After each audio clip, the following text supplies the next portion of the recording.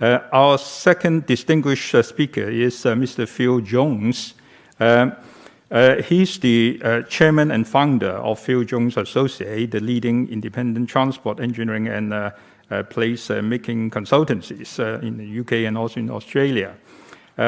Phil has over 35 years experience in planning and design of the development infrastructure. In particular, in the recent years, he did a very marvelous project. It's the local transport NOC LTN 120 on cycle infrastructure design, which the UK government launched in July 2020 during the COVID period. And this is really a very innovative way of handling events due to COVID. Good morning, Phil. You with us? And without further ado, can I hand it over to you, Phil? Very much indeed. Let me just try to share my screen. Is that come up okay? Yes, we can hear you clearly. Thank you. Can you see my slides? Yes. Okay, thank you very much indeed. Well, thank you for inviting me to speak today. It's a great honor. And I have been to Hong Kong a couple of times. I visited in 2019 when I was on my way to Australia to speak at a conference there. It was a tremendous experience, and I'd very much like to come back when we're able to travel again. So I've been asked to speak about active travel transport planning, in particular in post-COVID-19. But I thought I would begin by looking back, because although cycling particularly is now something of a marginal activity in many parts of the UK, it wasn't always like that. This photograph was taken in the 1960s at Plymouth Dockyard, and at the end of the shift, huge numbers of people were taking their cycles to travel home at the end of the working day. And if we look at how cycle traffic, and I kind of like that term, because effectively cycling is just a form of traffic. It's just that it's human powered rather than using a motor. With a much smaller population, the amount of cycle traffic was far higher in the immediate post-war period, and obviously fell very quickly and steadily as people gained access to cars. But sometimes people say that the UK is too hilly to cycle, but I think it's probably accurate to say that the hills were no steeper, the UK was no flatter, I would say, in the 1940s and 1950s. So that's not the reason why. Why walking and cycling? Well, of course, there are many good reasons, not just to mention personal health. The amount of activity that we do is hugely beneficial to us as human beings. But if we can get more people to make those short car trips by walking and particularly cycling, then that has huge benefits for congestion, emissions, and of course road collisions, all the negative aspects. And we can see that the Department for Transport, on its current policy projection of greenhouse gases from transport emissions, it will fall far short of the government's target for achieving net zero by 2050. So something more has to be done, and active travel has a big part to play in that. And the opportunity is really vast. So in England, 67% of all trips are less than 5 miles in length, which is, even for someone as a fairly slow cyclist, is no more than half an hour. But of those trips, more than half, 57%, are made by car. We can't rival Hong Kong for the proportion of trips that we make on foot in the UK, but it's still quite significant. But we have today only something like about 2% of our trips by cycle. So the opportunity is very large. And if we just compare walking and cycling, we can see some very significant differences. So this is the profile of the number of trips made per person per year by age and gender in England. And you can see that on average, men make around 230 trips. Women actually make more walking trips. They tend to have different social responsibilities. They need to make shorter trips for perhaps caring and so on. And we see that, and those walking trips only fall off gradually with age.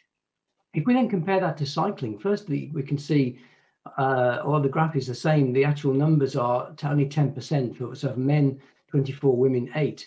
And for all through the lifetime, women make far fewer trips by cycle than men do, and it falls off very, very quickly. So something like the statistic is that a 60-year-old woman in the UK is something like 50 times less likely to make a trip by cycle than her equivalent in the Netherlands, where walking and cycling are much more gender neutral. And why is that? It's as I say, it's not about the hills. It's not about the weather even. Other countries have as much rain as the UK. It's the traffic. And this was a study that was done a few years ago by some academics, and traffic is the major deterrent for all but the most committed cyclists. And that fear of traffic, unfortunately, tends to impact on women more than it does on men. And that is the reason why we see such a significant gender imbalance. So if we want to increase walking and cycling, we have to do something about the people who are not cycling. And many of those are women. And we have to deal with that. We have to create the conditions. But in other places, it's not all gloom. In other places, there have been some successes. So London, since the turn of the century, has seen significant growth in cycling in central London in particular, because the conditions have been steadily improving there. Congestion is high, car congestion is high. We've seen the congestion charge coming in, and cycling has suddenly become, again, a very convenient and desirable way to move around. And we've seen the growth. So if conditions are right, it does work. Now, pre-pandemic, the government had some very strong targets. There is an Infrastructure Act that was published in 2015 that obligates the government to publish a cycling and walking investment strategy every 5 years, and it came out in 2017, and it set some clear targets. So to double cycling by 2025. Now we're going to fall far short of that yet again, but at least the target is there and the ambition is there. Increase walking activity, and particularly a growth in walking for children who usually walk to school. We have a very large problem, growing problem, of children being taken to school by car, which is bad for their health, bad for emissions, and bad for road safety, bad for congestion. One of the things that the CWIS, as it's called, the Cycling and Walking Investment Strategy, put forward were these things called local cycling and walking infrastructure plans. And I was involved in producing the guidance for this.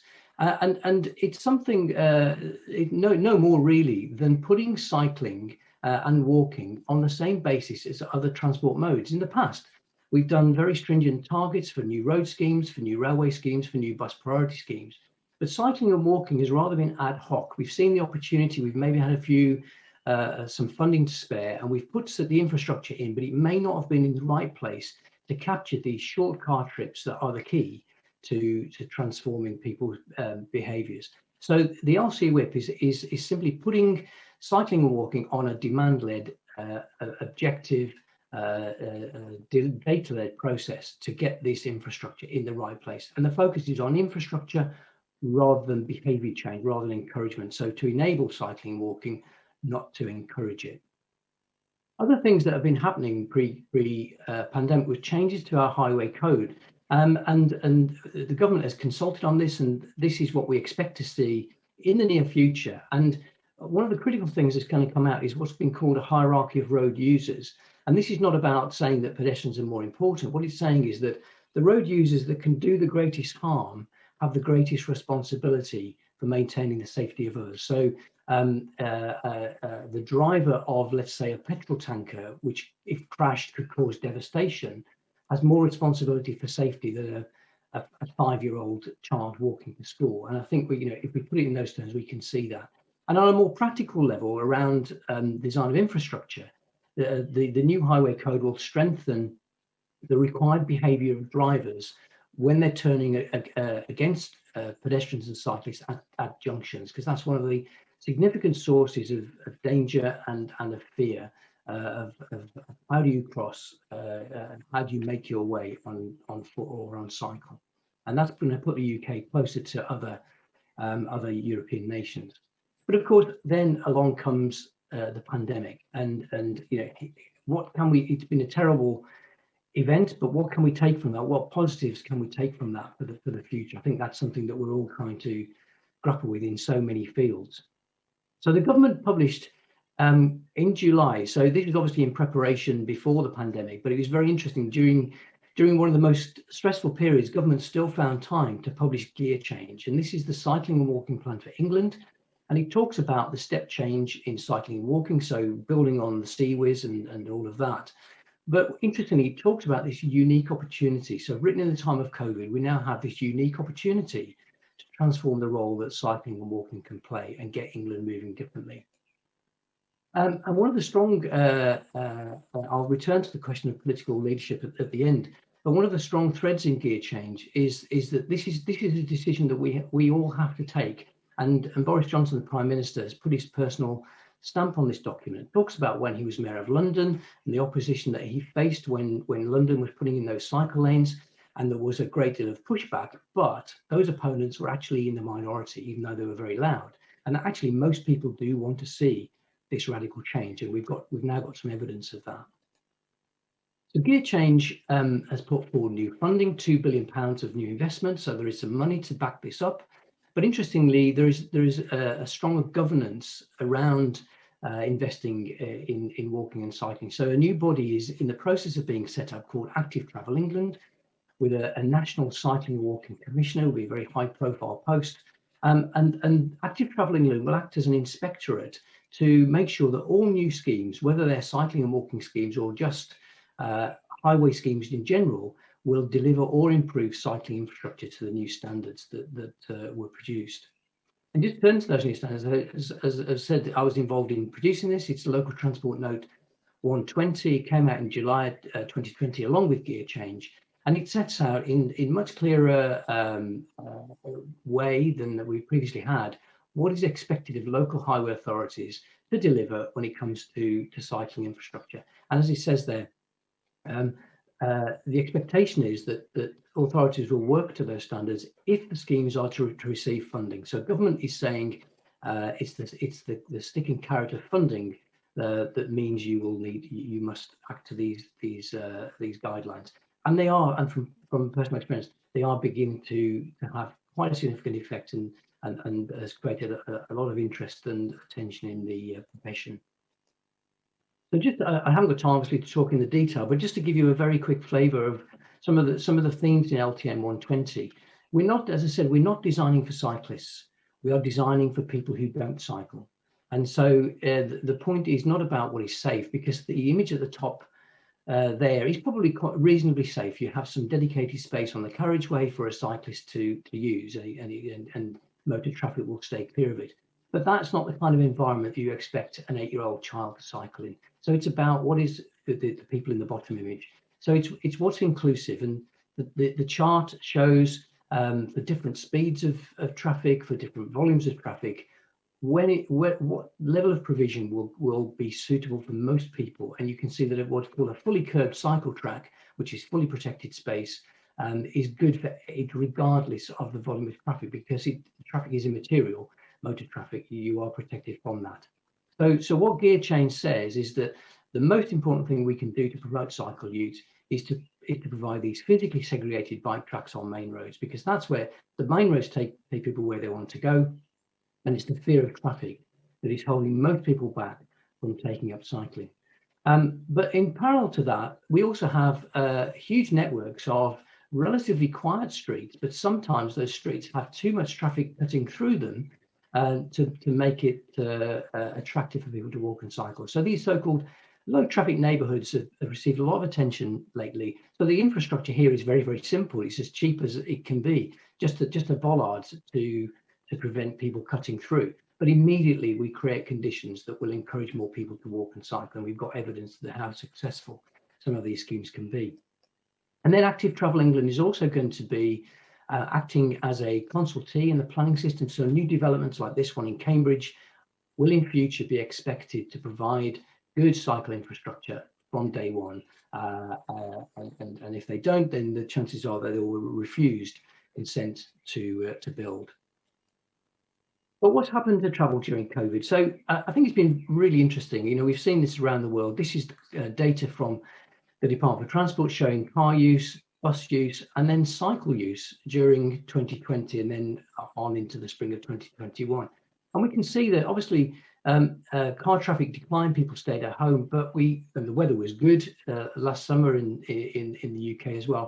But the rise in cycling was absolutely astonishing and dramatic. And I think what it demonstrates is there is this suppressed demand. So in many places where people think, well, no one's interested in cycling because no one cycles, what it demonstrated was that people are interested in cycling in most places, but they are simply deterred by the volume of traffic. And we can see that very clearly from the data that came out. And much of that is obviously, normally we think about commuting, but and business travel, because they take place in the peak hours. So as engineers and planners, in the past, we've tended to focus on the peak hours because that's when the network is under most stress. But of course, we can see that actually that commuting and business travel is only 15 or 20% of trips, but it's really important because it takes place in the peak hours when the network is under most stress. Now, what's going to happen to commuting? So this is some data. I'm doing this from home. Many of us are now doing business from home. I think we can expect there will be some return to commuting, but I think we will see less. So this was a survey of commuters that was carried out by a active travel company in October of last year. And we can see that obviously during the pandemic, huge numbers of people working from home, but most people expect to work from home at least maybe 2 to 3 days a week where they can, if they're doing knowledge-based jobs. And that will, in my view, have a quite significant effect on peak hour travel. And again, people expect to see they've had the taste for cycling, they've enjoyed it, and they expect to do more of it. So I think we have the opportunity to see that behavior change. And I just want to show this slide. As a traffic engineer, we know that it's only the last 10% of traffic that actually makes the difference to congestion. So while a reduction in peak hour commuting of only 10 or 15 or 20% doesn't sound an awful lot, because that's the peak hour that the network has been designed to cope with, it actually gives huge opportunities for the reallocation of that road space to more sustainable modes of travel. And what we've seen, so if you look in the pandemic, we can see how the profile have changed. This is data from a GPS company from Birmingham, Wolverhampton conurbation, which is the nearest large city to where I live. And you can see in January, pre-pandemic, we had the traditional peak of the peak hour, the morning and evening peak hours. But by May, it was completely flat, very few people traveling for work at all. But even back in December, when things were largely back to normal and the total volume of traffic was getting close to normal during the daytime, the peak hours were still significantly down. And that's despite fewer people using public transport for fear of infection. And you can see the impact that's had on congestion in that conurbation.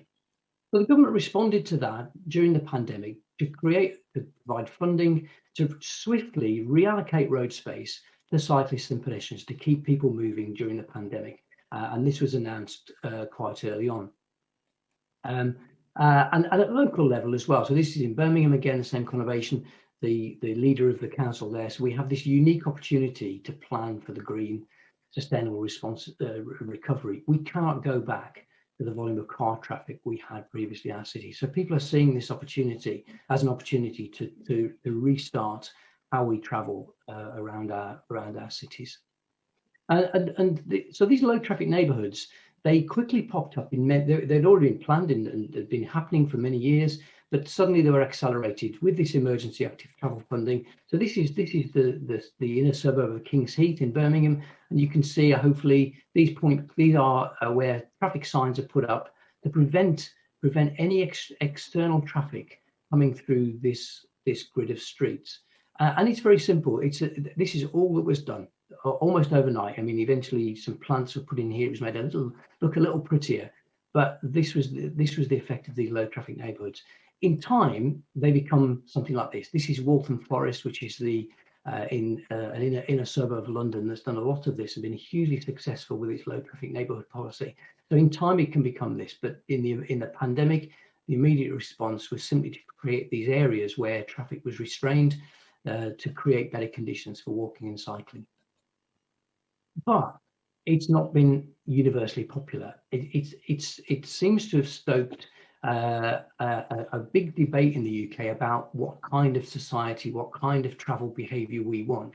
So many people are extremely supportive of low traffic neighbourhoods. They can see the benefits, particularly children who can now feel they can walk to school. But people who in the past have felt that they have this right to drive where they want to drive and feel that their lifestyle choices are being constrained by low traffic neighbourhoods have been made extremely angry by this. And so then this debate continues today. At the moment, the government is holding firm and saying, no, we still see low traffic neighbourhoods as an important component in our future response to travel. And we can see, so these are a couple of examples in Preston, the north of England, these pop-up cycle lanes appearing, and they were very popular. But in Kensington High Street, they went in and were swiftly taken out because there were some concerns expressed by people who found that their car journeys were a little more congested, even though probably the street was carrying more people than before, but fewer vehicles. DfT, government has actually done some work on this, and they found actually that most people do support it. So the perception, because of the huge media backlash, has been that these things are unpopular. Actually, the government has found they are, in truth, quite popular. Most people either strongly support or tend to support a reduction of road traffic within their neighbourhood, and either strongly support or tend to support the reallocation of road space for cycling. So as Boris Johnson said in the forward gear change, these things are actually popular. It's just that sometimes it doesn't quite look that way from the media attention that they get. So these are my final few slides. I just thought, given that this is actually not so much a technical issue, we as professionals, we need to understand how to design these things and deliver these things. But ultimately, these are political choices about how we allocate the scarce road and street space that we have in our towns. And I think we need to think about three actors in this kind of diagram. So the public are here. They have I think, a latent demand for active travel, and they vote politicians and they have opinions. And the politicians, they provide the investment and the decisions. And are they led by the public, or do they lead the public? And do they strike out and say, no, I think I know what is good for you here, even though it may be unpopular? And the professionals, we're here to advise politicians, or do we take instructions from politicians? And as we deliver better conditions, hopefully, as you can see, the word latent has gone. We actually achieve that demand for active travel by giving the infrastructure that the public actually does want and will enable them to change their behaviours. So what's going on there? So what are the recent developments that feed into this? I think gear change, because of its emphasis on funding and the way schemes are delivered, bites on politicians and professionals, will hopefully get them to change the way they think. Cycle infrastructure design, LTM 120, is clearly targeted at professionals. It's telling us what we need to do.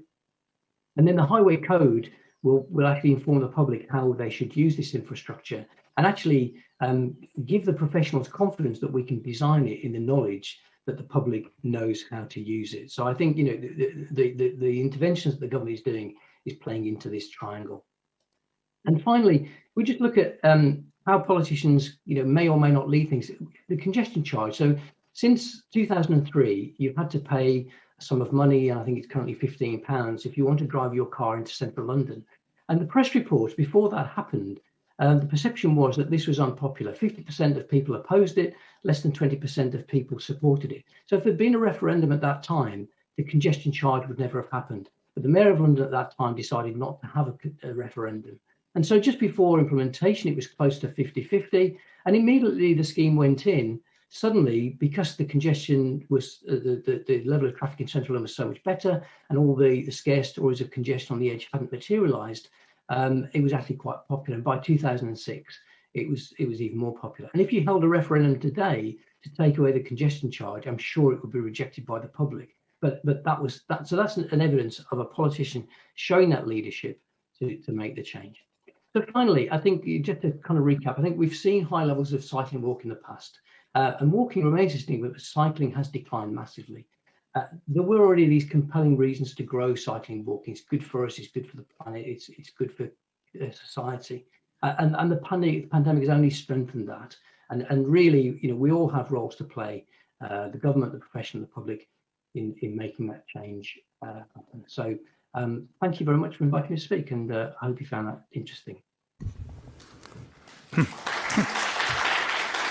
Thank you.